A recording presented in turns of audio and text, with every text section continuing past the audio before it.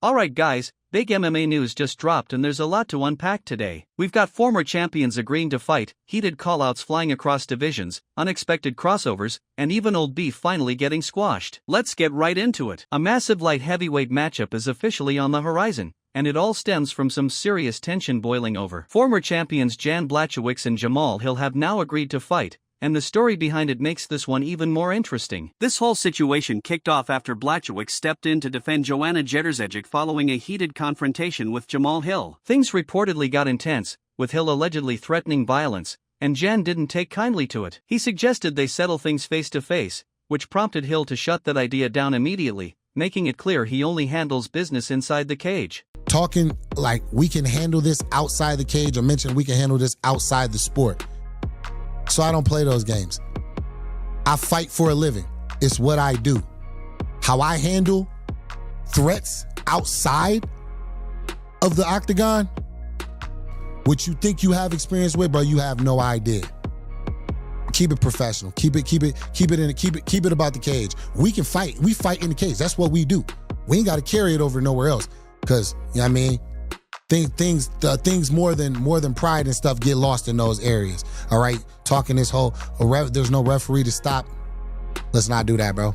Let's not do that. Let's get this money. Let's get this money and keep it about getting money and being prosperous for our families. Because if it goes there, nobody wins there. That message resonated, and soon after, the tension spilled onto social media. Blachowicz posted that as soon as Hill is healthy, he's ready. Hill didn't hesitate, responding with a simple but powerful message: say no more. See you in the octagon. But that's not all. In another corner of the MMA world, Manel Kape made one of the loudest statements of the year. Heading into the final fight card of the year at UFC Vegas 112, Kape promised to make it look easy against former title challenger Brandon Royval, and he delivered in brutal fashion. A vicious first-round knockout at just over 3 minutes left Royval unconscious on the canvas, instantly putting Kape back into the title conversation. While it wasn't officially labeled a #1 contender fight, performances like that speak louder than any label. At the post-fight press conference, Kape shifted his focus to Joshua Van and didn't hold back. Kape claimed Van is already scared, saying he's coming into 2026 sharper, richer in experience, fully focused, and obsessed with the title. Hasn't said anything on... He's scared already. He's scared. He know he's about to go down, you know? He know. He didn't say anything because he know I'm about to go down and I'm coming hard. 2026, I'm coming very hard. You know, I'm coming with a lot of investments, a lot of sponsors. You know, I'll be more ready. You know, I'll be more ready. I'll be more sharp. I'll be very focused. I will not have time to do distractions. You know, in my life, I'll eat, sleep, and thinking about him every day. Believe me, every day till I'm taking that gold. I'm gonna think about him every day, and he's gonna sleep and dream about me. I'm gonna be the worst nightmare he's gonna have in his life, because I'm about to go. On top of that, Kape made a bold statement about his own stardom, calling himself the second biggest star in Portugal behind only Cristiano Ronaldo. Mother of Africa, but I grew up in Portugal, and I played soccer for a long time. That's why I celebrate the way I celebrate. I never forgot my roots. You know, where I born. I never forgot where I grew up. So this is something mean to me, because in Portugal, Cristiano Ronaldo is the famous thing, big thing, and second person there is Manel. And right now in sport in Angola, I'm the big thing there. Meanwhile, over at welterweight, things are getting spicy between Shavkat-Buckley and Joaquin Buckley. Buckley recently called out Rakhmonov on social media, accusing him of hiding. Shavkat's response was short, cold, and straight to the point, essentially saying Buckley will be beaten. That response did not sit well with Buckley at all. Buckley went on an emotional rant, talking about grinding since 2020, building everything brick by brick, and believing his destiny was guided by God. Since I've been in the UFC, man, since 2020, I've been grinding on my own. I've been figuring it out. I've been writing out the blueprint. A lot of people didn't believe it when they seen it, but I knew this was destined. I knew this was gonna come into fruition because I believed in God. God is my substance. God that gave me everything, and He provided me with everything. All these other dudes, man, they get everything around them given to them. I had to take everything that I had to build for, brick by brick, straight from the dirt, straight from the mud. That's why these boys not gonna beat me. And I don't care about that Usman fight. That man had to hold me down. But don't nobody wanna fight with me toe to toe. And Shavkat, I heard you chirping, I heard you talking about black boy. I'ma show you that then, boy. I'ma show you where the we come from, how long that we've been struggling, how long we've been deprived, but how long we still get up every single time we get knocked down and we run shit over. I'ma you up and anybody else that want it. See, Shavkat, if you don't sign the mother, somebody else gonna die. And I promise you that, dog. I'm burying everybody in the UFC. And Shavkat, however, quickly shut the door on that matchup. He fired back on social media, calling Buckley delusional and saying he'd rather fight the guy who just beat Buckley than waste time on him. He labeled Buckley a third option at best and made it clear this fight is not his priority. Now shifting gears to lightweight drama, Paddy Pimblett made headlines with his comments about Ilia Topuria. Speaking during a recent interview, Paddy sent his best wishes to Topuria, who's dealing with personal issues off camera, including divorce drama. Paddy made it clear that whatever Topuria is dealing with personally, he hopes it works out for him. At the same time, he pointed out that if Ilia doesn't return by June or July, there's a real possibility the UFC could force him to vacate the title, which could crown Paddy undisputed champion without even fighting him. I don't know if you heard something from the UFC when Ilia is going to be ready, May, maybe the summer. No idea.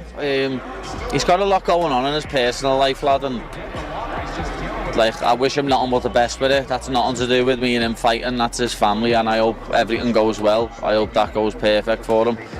All I care about is getting him in that octagon and fighting him. Anything in his personal life, I hope it goes well.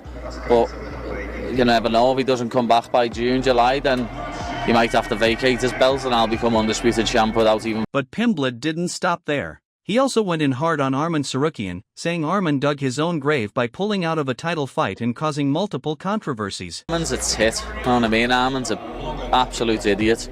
Ilia's the man, so Ilia's who I'm going to fight. Arman just talks a big game and he's shit. Arman's made his own bed, lad, he can lie in it. He dug his own grave.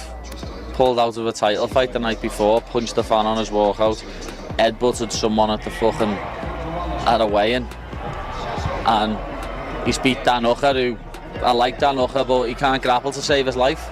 You know what I mean? He's beat Dariush, who looks about 65 years of age, and he beat Charles Oliveira, but he never. I thought Charles Oliveira won that fight, and so did a lot of people. So he hasn't done that much himself to deserve this. So he thinks that because his dad's a millionaire that he can pay his way into things like this. Doesn't work like that with the UFC. Sit down, shut up, do as you're told. Meanwhile, an unexpected UFC crossover just took place. Welterweight contender Carlos Prates traveled to Prague and linked up with former light heavyweight champion Yuri Prochaska for a training session. Again, you know. Good. No, it's okay. You are leading the punches.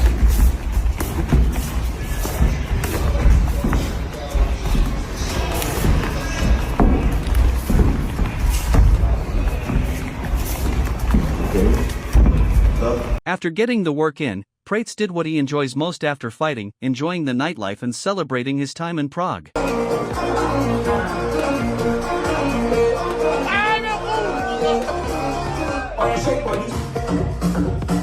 We also got an update on Alexander Pantoja, who's already back in the gym despite the arm injury that cost him his title.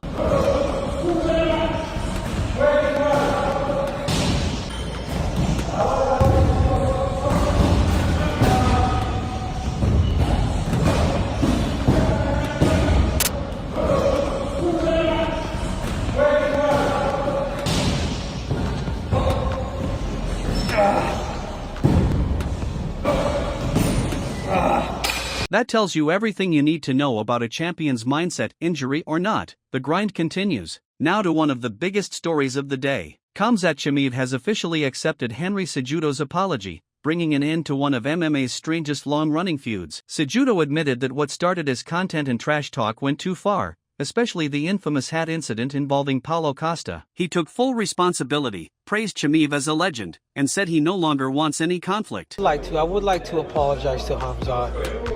I don't want to fight with him. I think for that same reason what you're saying. The fact that he knows the Satiev brothers and, you know, I'd like to apologize to him because that whole thing that happened with the hat, like, I get it. You know, I'm in the content business, so to me, I'm trying to always get, you know, a reaction from people. But I think that was just wrong timing. And if I could say something to Khamzat, I'm sorry, bro. Like, I apologize, man. You're a legend. You paid oaths to guys that I look up to. I don't want to fight with you, bro. So this is a sincere apology to you. I'm apologizing to a lot of people, especially when I'm done fighting.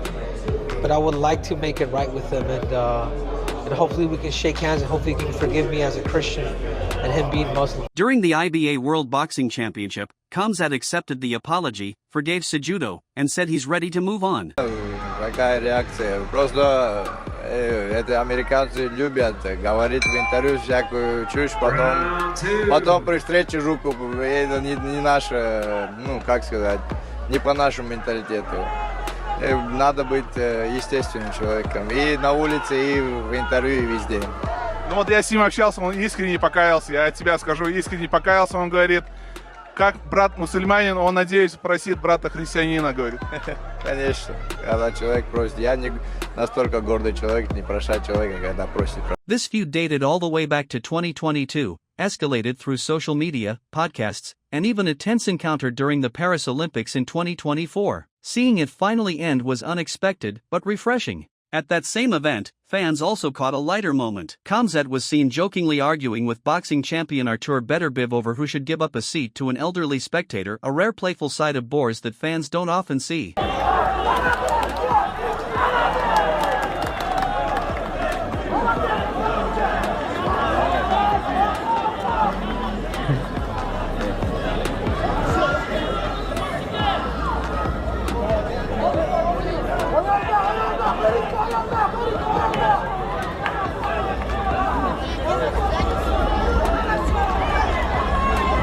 That's going to do it for today. If you enjoyed the updates, make sure to drop a like, subscribe to the channel, and turn on notifications so you don't miss any of the latest MMA news. Thanks for watching, and we'll catch you in the next one.